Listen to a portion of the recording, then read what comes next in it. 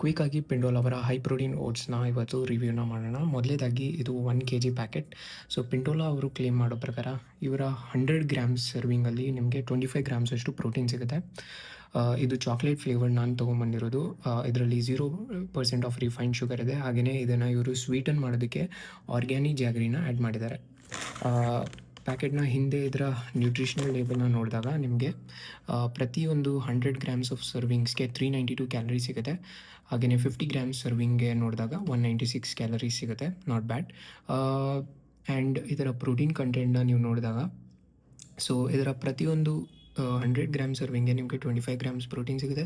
ಹಾಗೆಯೇ 15 ಗ್ರಾಮ್ ಸರ್ವಿಂಗಲ್ಲಿ ನಿಮಗೆ 12.5 ಗ್ರಾಮ್ಸ್ ಅಷ್ಟು ಪ್ರೋಟೀನ್ ಸಿಗುತ್ತೆ.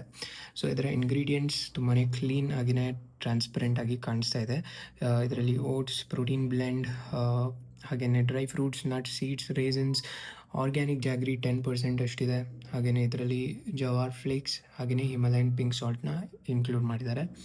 ಇದರ ಒಂದು ಸಜೆಸ್ಟೆಡ್ ರೆಸಿಪಿ ಏನು ಅಂತ ಹೇಳಿದ್ರೆ 50 ಗ್ರಾಮ್ಸ್ ಆಫ್ ಓಟ್ನ 250 ml ಮಿಲ್ಕಲ್ಲಿ ನೀವು ಕನ್ಸ್ಯೂಮ್ ಮಾಡಿದಾಗ ಇದರಲ್ಲಿ 21 ಗ್ರಾಮ್ಸ್ ಅಷ್ಟು ಪ್ರೋಟೀನ್ ಸಿಗುತ್ತೆ ಅಂತ ಕಂಪನಿ ಕ್ಲೇಮ್ ಮಾಡುತ್ತೆ.